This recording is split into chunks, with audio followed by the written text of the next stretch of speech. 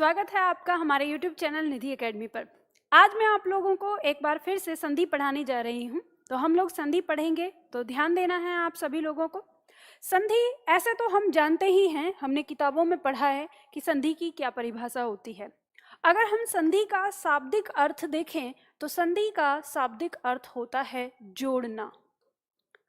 लेकिन हम अगर हिंदी में अगर इस संधि को देखते हैं तो हम पाते हैं कि हिंदी में इसकी परिभाषा कहती है कि जब कोई दो वर्ण आपस में मिलकर कोई विकार उत्पन्न करते हैं तो वह संधि होता है। तो ये जो विकार शब्द आया है, सबसे पहले तो इसी को समझना है कि इस विकार का मतलब क्या होता है। विकार शब्द का अगर हम अर्थ देखें तो इसका अर्थ होता है परिवर्तन। यानी जब हम किसी शब्द में उसके दो वर्णों को मेल करें आपस में और उसमें कोई परिवर्तन हो जाए तो वहां पर क्या होती है, वो संधि होती है और उससे बना हुआ शब्द संधि पद कहलाता है। कैसे? उदाहरण के तौर पर अगर हम इसे देखें तो हम यहाँ जानेंगे। जैसे मान लीजिए हमने यहाँ पर एक शब्द लिया जो बहुत ही सरल और साधारण सा शब्द जो हम लेते हैं कि जैसे मान लीजिए शब्द है परम प्लस आत्मा। अब हमें यहाँ पर ये चीज़ जानना है कि ये परम प्लस आत्मा शब्द से परमात्मा बना, तो ये परमात्मा शब्द में संधि कैसे हुई। हम आज तक बचपन से यही पढ़ते आए हैं, परम प्लस आत्मा या him plus Himalaya, him plus आलय प्लस बराबर क्या हो गया हिमालय, जैसे पुस्तक प्लस आलय पुस्तकालय। तो ये पढ़ते आए। अब इस तरह से सारे शब्दों को अगर हम रटेंगे तो यह जो रटने की लिस्ट है तो बहुत लंबी हो जाएगी। तो हम किसी शब्द को रटने की बजाय हम नियम समझ लेते हैं संधि का। तो इसे पहले समझते हैं कि ये जो इसने यहाँ पर विकार की बात कही है, ये विकार किस प्रकार से विकार होता है, यानी ये परिवर्तन कैसा परिवर्तन होता है। तो जैसे हम शब्द देखते हैं, यहाँ शब्द है परम। इस परम शब्द का अंतिम वर्ण होता है अ, ठीक है। और यह जो शब्द है दूसरा आत्मा, इस आत्मा शब्द का प्रथम वर्ण होता है आ। अब अ और आ ये दोनों आपस में मेल कर जो उत्पन्न विकार लाते हैं वो है आ। यानी ये दोनों वर्ण मिलकर इन्होंने जो विकार उत्पन्न किया वो है आ, और ये आ ही इन शब्दों के बीच में आ जाता है और शब्द बन जाता है आपका परमात्मा। तो इस तरह से जो हमारे दो शब्द अपने वर्णों को मेल कर जो विकार उत्पन्न करते हैं वही हमारी क्या होती है, संधि होती है। हमें बात समझ में आ गई? तो आपको संधि में ये चीज़ समझ में आ गई। तो चलो देखते हैं, अब हम बात करेंगे कि संधि हमारी कितने प्रकार की होती है, कौन कौन सी संधि होती है, हमारी परीक्षा में कौन सी कितनी आती है। तो जब हम संधि के प्रकार की बात करते हैं तो संधि तीन प्रकार की होती है। कौन कौन सी? स्वर संधि। स्वर संधि यानी जब किसी स्वर का मेल किसी स्वर से होता है तो वह क्या कहलाती है, स्वर संधि कहलाती है। हम बात करेंगे व्यंजन संधि की, तो जब किसी व्यंजन का मेल किसी स्वर से या किसी स्वर का मेल किसी व्यंजन से या किसी व्यंजन का मेल किसी व्यंजन से होता है तो वह व्यंजन संधि कहलाती है। और जब हम बात करते हैं विसर्ग संधि की, तो जब किसी विसर्ग का मेल किसी स्वर या व्यंजन से होता है तो वह विसर्ग संधि कहलाती है। ठीक है। अब हम बात करेंगे स्वर संधि की। तो स्वर संधि में हमारी कौन कौन सी संधि होती है, यानी स्वर संधि कितने प्रकार की होती है।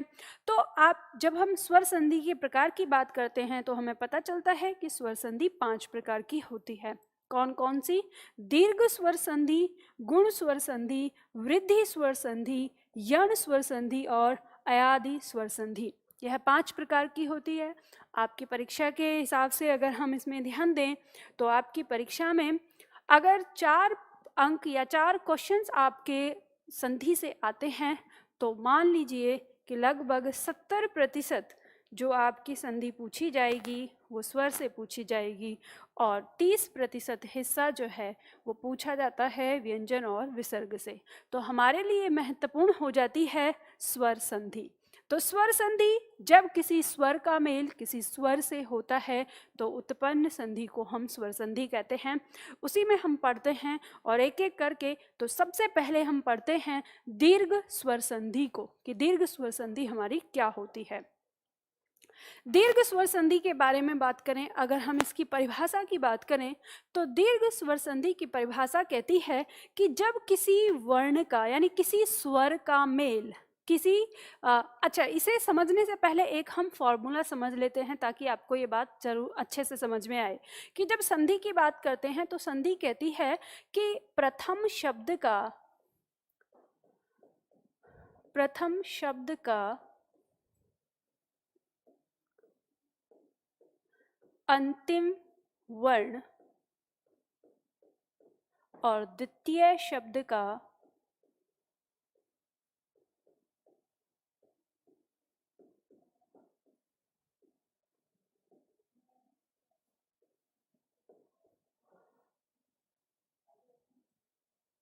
द्वितीय शब्द का प्रथम वर्ण।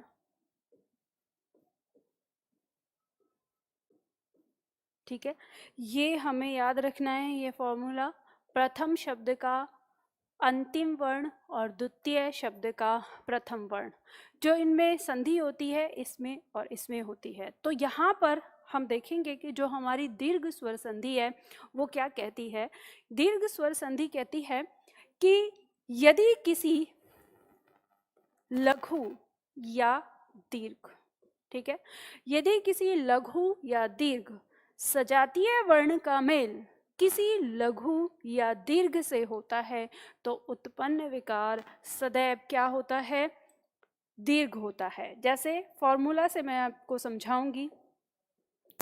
ये कहता है, यहाँ आप देखेंगे ये लघु है ये दीर्घ है, इन दोनों का आपस में मेल होगा तो उत्पन्न विकार क्या होगा, आ हो जाएगा।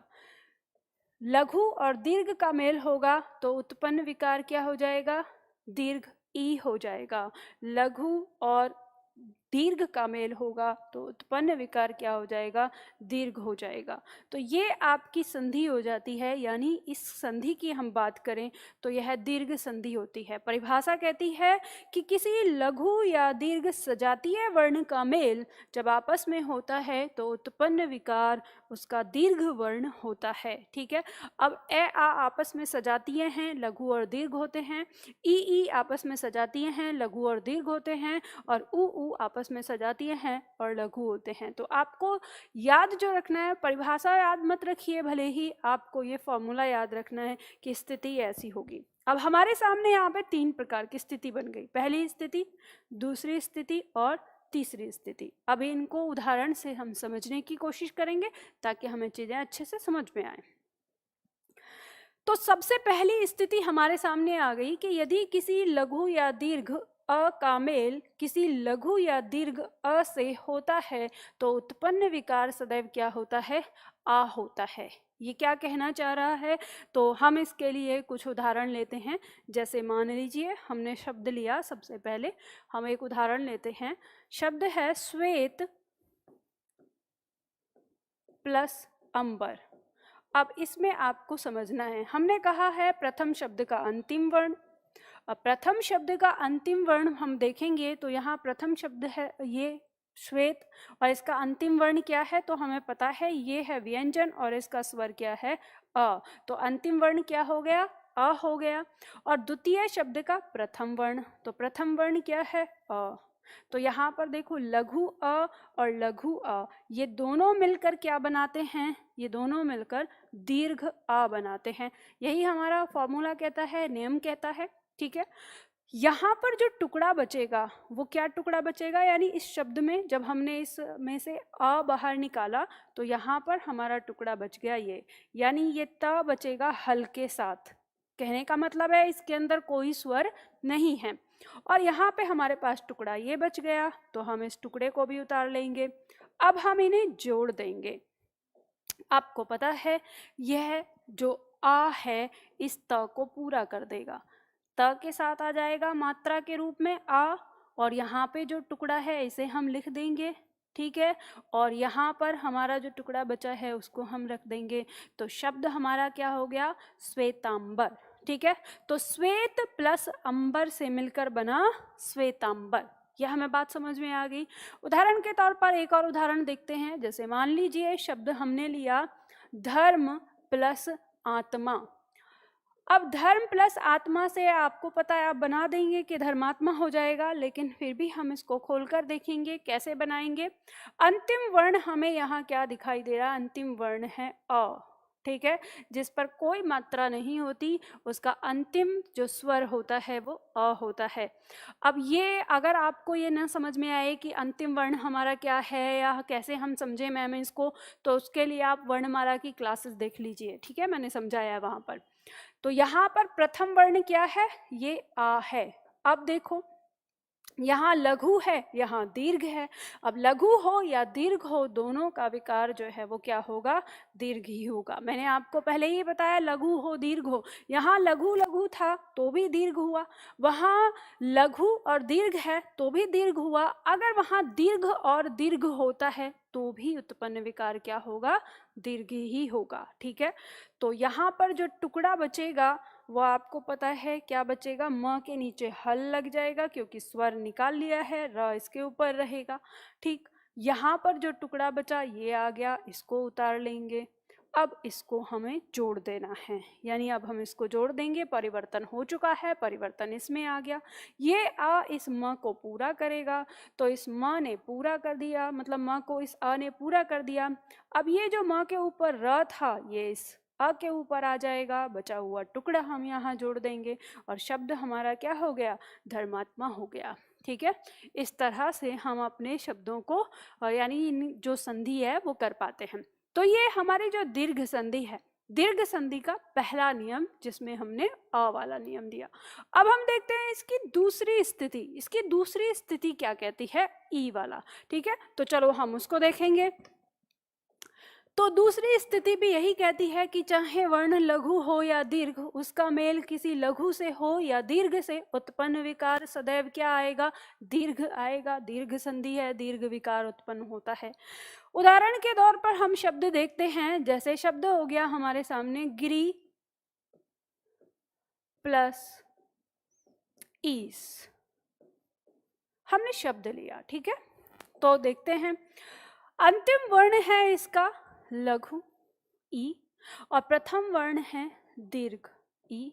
दोनों का मेल करेंगे, हमें पता है लघु हो दीर्घ हो सबके मेल पर उत्पन्न विकार एक ही होगा, क्या होगा, दीर्घ। यहाँ पर टुकड़ा क्या बच गया, अब ई हमने बाहर निकाला तो यहाँ पर क्या रह गया, गिर रह गया, यानी र हल के साथ रह गया। यहाँ पर हमारे पास टुकड़ा क्या रह गया, केवल श रह गया। हम इसको जोड़ देंगे, ये ई इस र को पूरा करता है तो इसने र को पूरा कर दिया, ई आ गया। ये टुकड़ा यहाँ पे हमने लिख दिया और ये श यहाँ आ गया। शब्द हमारा क्या हो गया, गिरीश हो गया। ठीक है, शब्द क्या हो गया, गिरीश हो गया। अब गिरीश का मतलब क्या है, तो आपको पता है गिरी माने पर्वत, ईश माने ईश्वर, जो पर्वतों का ईश्वर है या पर्वतों में जो बड़ा है। तो गिरीश हम किसके लिए प्रयोग करते हैं, हिमालय के लिए प्रयोग करते हैं। हिमालय का पर्यायवाची आ जाता है। तो इससे आपको पता चल जाएगा कि हमारा स्वर, मतलब इसमें आपने संधि देखी, संधि के साथ साथ आपको पर्यायवाची भी पता चल रहा है, पता भी चल रहा है कि शब्द बना कैसे है। ठीक है, इसी तरह से हम दूसरा शब्द लेते हैं। जैसे हमारे सामने आ गया, उदाहरण के लिए एक शब्द और लेते हैं, जैसे कपि प्लस ईश।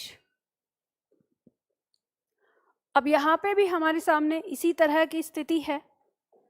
देखेंगे अंतिम जो स्वर है वो क्या है, ई है। प्रथम जो स्वर है वो क्या है, ई दीर्घ। दोनों को हम मेल करेंगे तो उत्पन्न विकार क्या होगा, दीर्घ होगा। अब यहाँ पे हमारे पास टुकड़ा क्या बचा, टुकड़ा आ गया यहाँ पर श। यहाँ पे हमारे पास क्या बचा, प में से ई निकल जाएगा तो यहाँ हमारे पास टुकड़ा बच गया, प हल के साथ बचेगा क्योंकि ई बाहर निकाला है हमने। ठीक है, अब जोड़ देंगे इनको फटाफट से। ये ई इस प को क्या कर देगा, पूरा कर देगा। इसने इसे पूरा कर दिया, टुकड़ा यहाँ रख दिया, बचा हुआ टुकड़ा यहाँ रख दिया और शब्द क्या हो गया? कपीस। ठीक है, कपि माने बंदर, ईस माने स्वामी, जो बंदरों का स्वामी कपीस हनुमान जी का पर्यायवाची हो गया। तो इस तरह से आपको यहाँ पर इसके पर्यायवाची भी पता चल जाते हैं, शब्द में संधि भी पता चल जाती है और कितना आसान है। तो यह दूसरी स्थिति थी। अभी इसी तरह से तीसरी स्थिति है संधि की। तीसरी स्थिति देखते हैं उसकी। तीसरी स्थिति है उ और उ, यानी लघु या दीर्घ उ लघु या दीर्घ उ से मेल करेगा तो उत्पन्न विकार सदैव क्या आएगा? दीर्घ ही आएगा।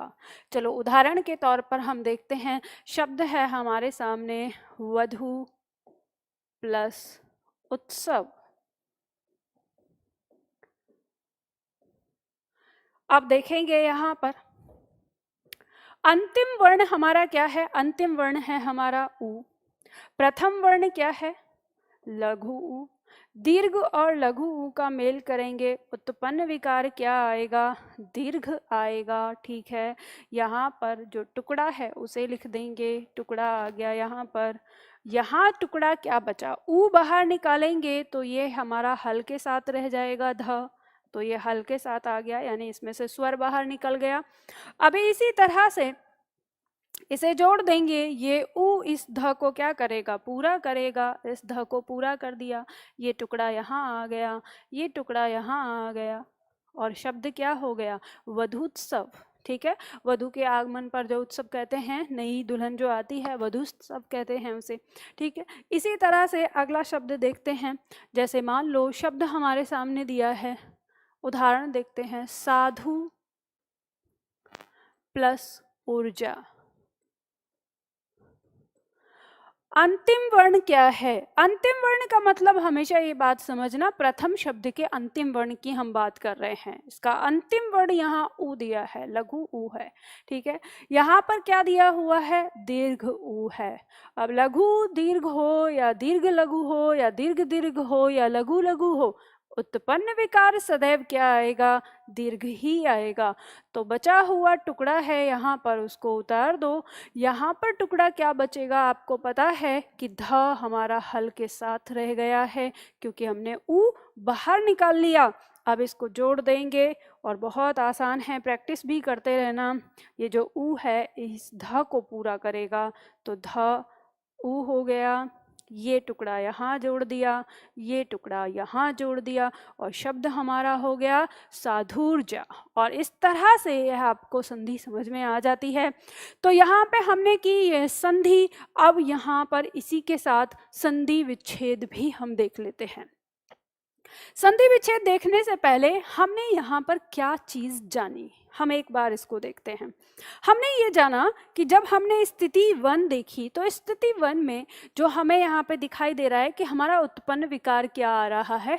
आ रहा है। ठीक है, स्थिति 2 में हमने देखा कि उत्पन्न विकार दीर्घ ई आ रही है और स्थिति 3 में हमने देखा कि यहाँ भी हमारा जो उत्पन्न विकार है वो दीर्घ उ आ रहा है। तो इस तरह से हमें यहाँ एक बात समझ में आती है कि यदि हम दीर्घ संधि की बात करें, दीर्घ संधि की पहचान अगर हम रखें कि दीर्घ संधि की पहचान,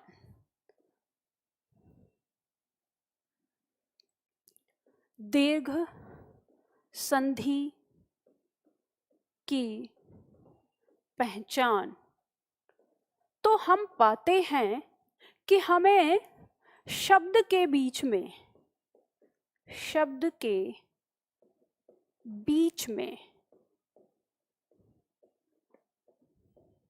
क्या देखने को मिलता है?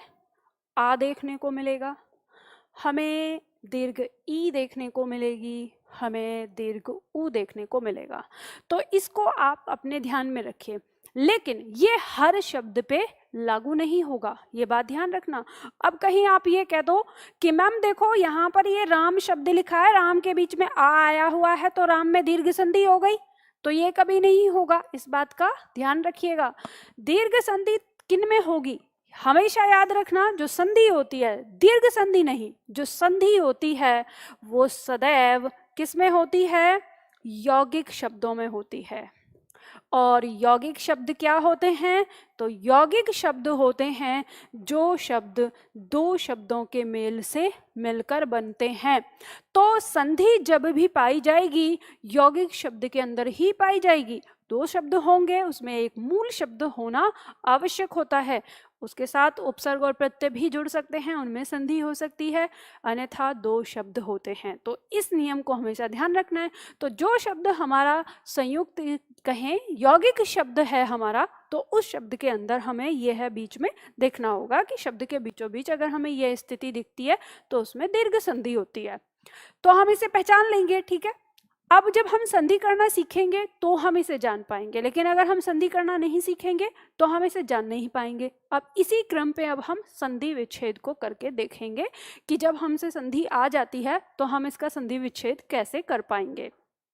तो यहाँ पर शब्द दिया है कि संधि विच्छेद में जैसे शब्द लिया हमने यहाँ पर भोजनालय, ठीक है। अब ये जो भोजनालय शब्द है तो पहले हमें ये पता होना चाहिए कि ये अपने आप में क्या है, एक यौगिक शब्द है। अब यौगिक शब्द मतलब ये दो शब्दों से मिलकर बना है, और ये जिन दो शब्दों से मिलकर बना है उन्हीं दो शब्दों को हमें यहाँ पे अलग अलग करना है, और उन्हीं दो शब्द को अलग अलग करना ही क्या कहलाता है, संधि विच्छेद कहलाता है। जिन दो शब्दों से मिलकर वो शब्द बना है उसके दो अलग अलग टुकड़े कर देने हैं, वही क्या कहलाता है, संधि विच्छेद। तो अब हम यहाँ पर देखेंगे नियम के अनुसार कि जहाँ अगर हमें शब्द के बीचों बीच दीर्घ आ, दीर्घ ई या दीर्घ ऊ दिखाई देता है तो उसमें दीर्घ संधि होती है। तो हम इसी तरह से जैसे हमने इस संधि को जोड़ा उसी तरह से संधि के टुकड़े कर लेंगे इस शब्द के। हमें यहाँ पता चल रहा है शब्द के बीचों बीच ये आ दिखाई दे रहा है, तो हम इस आ को बाहर निकाल लेते हैं। हमने जैसे ही ये आ बाहर निकाला तो एक टुकड़ा इधर बचेगा और एक टुकड़ा इधर बचेगा। तो यहाँ पे हमारे पास क्या बच गया, ले बच गया, ठीक है।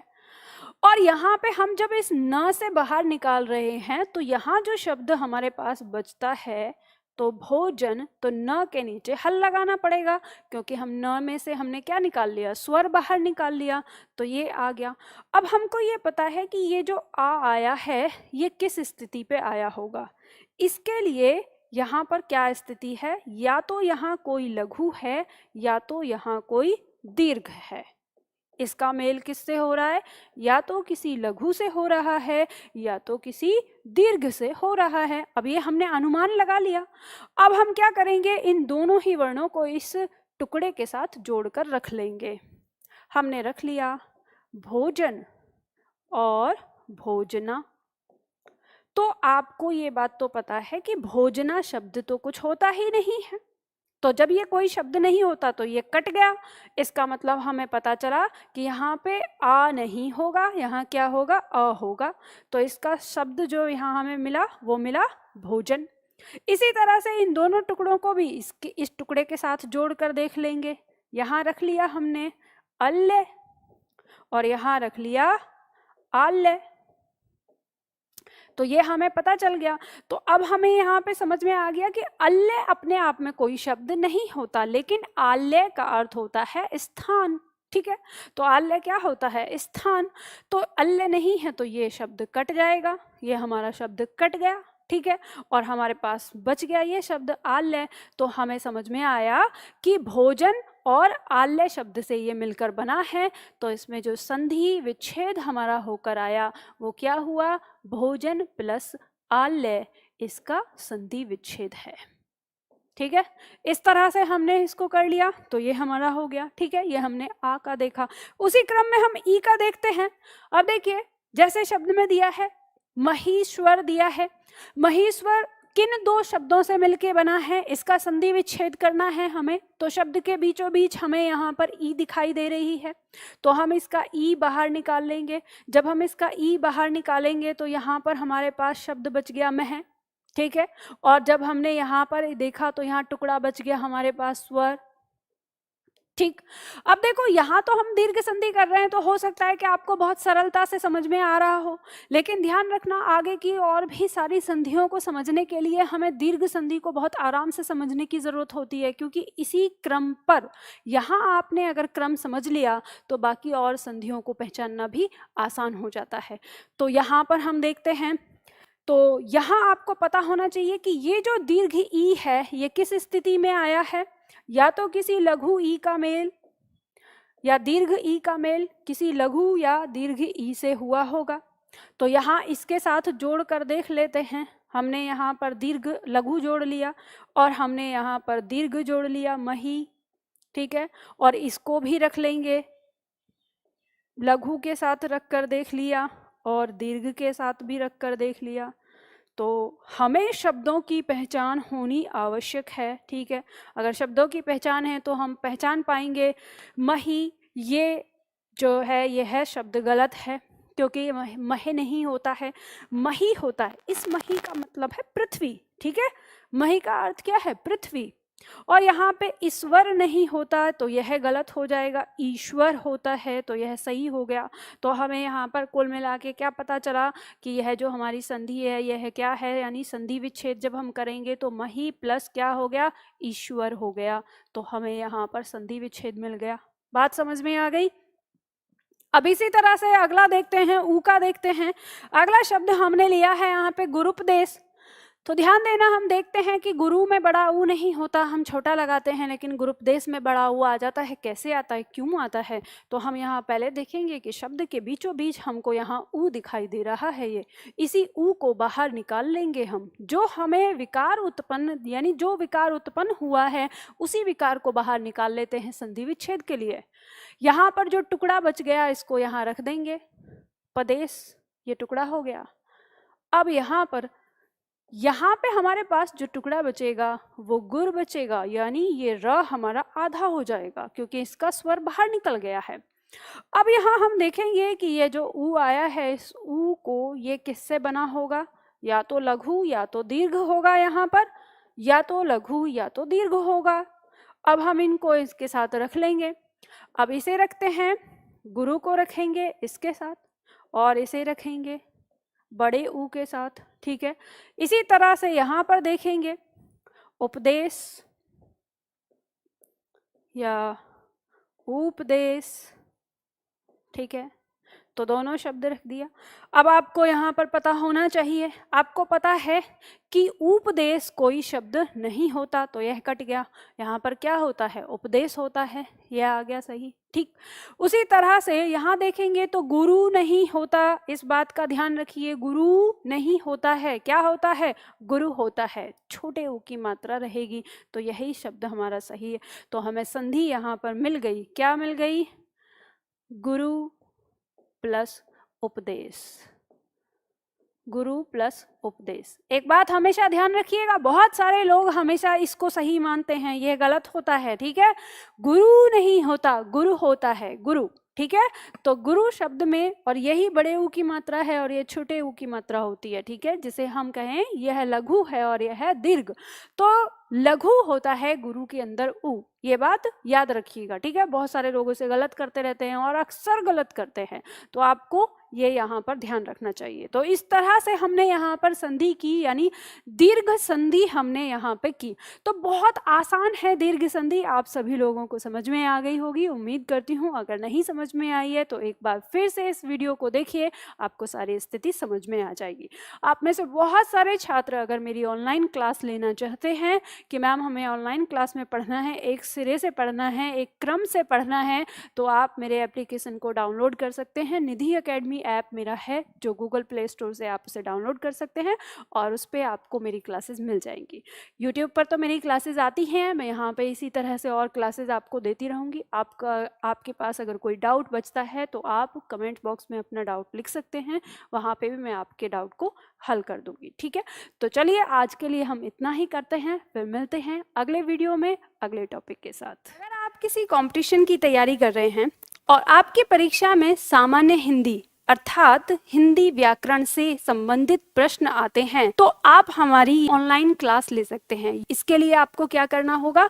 आपको गूगल प्ले स्टोर पे जाना है, निधि एकेडमी ऐप आपको डाउनलोड करना है, रजिस्टर करके वो आपको इस तरह से खुलता है और इसमें एडमिशन लेने के लिए आपको क्या करना है? अगर आपको लाइव बैच चाहिए तो आप आपको लाइव बैच पे जाना है, आप क्लिक करेंगे तो इस तरह से आपको अलग अलग कोर्स यहाँ पे मिलेंगे जो नए चल रहे हैं। जैसे जिस बैच में एडमिशन क्लोज हो गया है वहाँ आपका एडमिशन नहीं होगा, जिस बैच में एडमिशन ओपन लिखा है उस बैच में आप अपना एडमिशन ले सकते हैं। लेकिन आप में से बहुत सारे छात्र ये सोचते हैं कि मैम हमें लाइव बैच नहीं, हमें सारी क्लास एक साथ मिल जाएं, हम एक साथ पढ़ सके, ताकि आप अपने बैच को 1 महीने में, चाहे 15 दिन में, चाहे 2 महीने में, जैसे मर्जी चाहे वैसे आप अपने बैच को फिनिश करना चाहते हैं और आप सारी कक्षाएं एक साथ अपने लिए चाहते हैं, तो आपको सामान्य हिंदी कंप्लीट बैच पर क्लिक करना है। और जब आप इस पर क्लिक करते हैं तो आपको इस तरह का फेस दिखेगा। यहाँ पे सभी परीक्षाओं को टारगेट करके आपका बैच दिया हुआ है, और अगर आपको सारे परीक्षाओं के लिए किसी एक बैच को लेना है, यानी कंप्लीट बैच भी आपको पहले ही चाहिए, तो वो बैच भी आप यहाँ पर ले सकते हैं। आप इसको स्क्रॉल करेंगे, इसमें और भी बहुत सारे बैच आपको देखने को मिल जाएंगे और आप इस तरह से अपने बैच को यहाँ पर ले सकते हैं। तो सामान्य हिंदी की तैयारी अब आप अपने घर बैठे भी कर सकते हैं अपने मोबाइल पर।